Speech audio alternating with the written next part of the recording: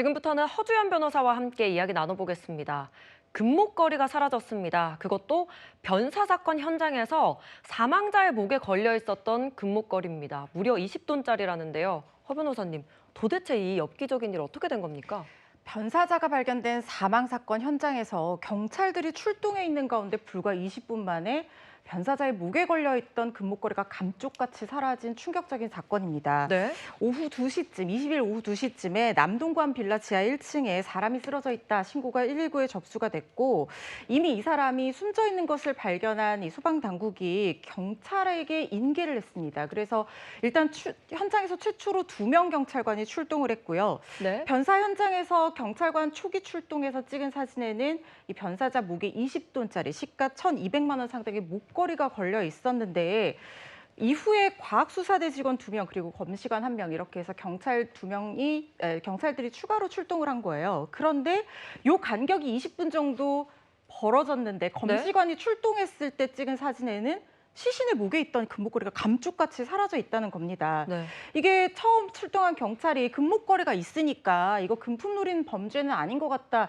이렇게 나중에 출동한 3명한테 얘기까지 했었다고 하는데 20분 만에 금목걸이가 감쪽같이 사라졌으니 그야말로 귀신이 고칼 노릇이었던 거죠. 네. 그렇다 보니까 이 경찰관이 출동한 뒤에 있었던 일이다 보니 이 경찰청에서 경찰관들의 대상으로 좀 조사를 하지 않았습니까? 반발이 좀 있었다고 들었는데 어떻게 된 일입니까? 일단 경찰 4명이랑 검시조사관 1명이 그 현장에 빠져나간 사람도 없고 들어온 사람도 없잖아요. 그래서 예. 서로가 서로의 주머니 검사까지 하면서 금목걸이를 찾았다고 합니다. 그런데 발견이 되지 않았던 거예요.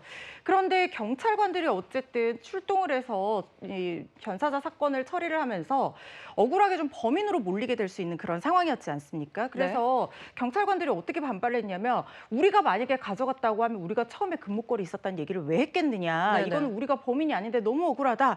이렇게 반발을 하기도 했었습니다. 그런데 아마 외부인이 훔쳐간 거였어도 문제는 더 커졌을 것 같아요. 오늘 아침에 좀 속보가 전해졌죠. 어쨌든 그 조사 대상인 5명 중에 범인이 있었다면서요? 바로 검시조사관이 범인이었습니다. 이 네. 검시조사관이 어떤 인물인지 좀 잘 이해가 안 되시는 수도 네네네. 있을 때 좀 생소하죠. 생소하실 텐데요.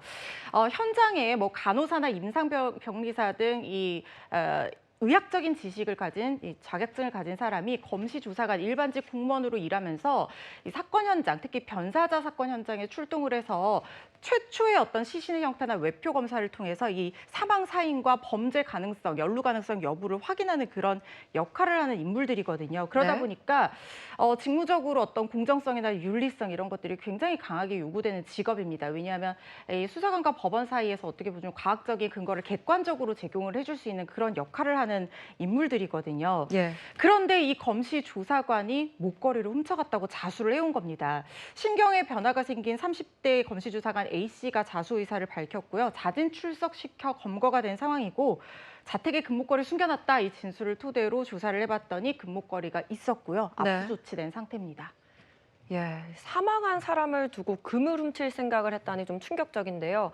사실 좀 비슷한 사건이 생각나긴 합니다. 좀 수년 전부터 장의사 아니면 화장장 직원들이 이 시신에 있는 금리 찾아서 빼돌린다 이런 얘기 있지 않았습니까? 그렇습니다. 사실 이 장례지도사라든가 이 화장장 시설에 근무하는 직원들 같은 경우에는 뭐 모든 분들이 그런 건 아니지만 시신에 있는 금리나 이런 것들 굉장히 잘 보존하고 시신을 안정적으로 이 좋은 곳에 보내드릴 수 있도록 다들 노력을 해야 되는데 가끔 네. 이 물건을 보고 직업윤리를 저버리고 금품을 노린 범죄를 저지르는 경우들이 있었습니다. 네. 지난해 2월에요. 한 화장시설에서 금리로 추정되는 금속 물질이 창고에서 무더기로 발견이 돼서 네. 이 시설 직원이 깜짝 놀라서 신고를 했던 거예요.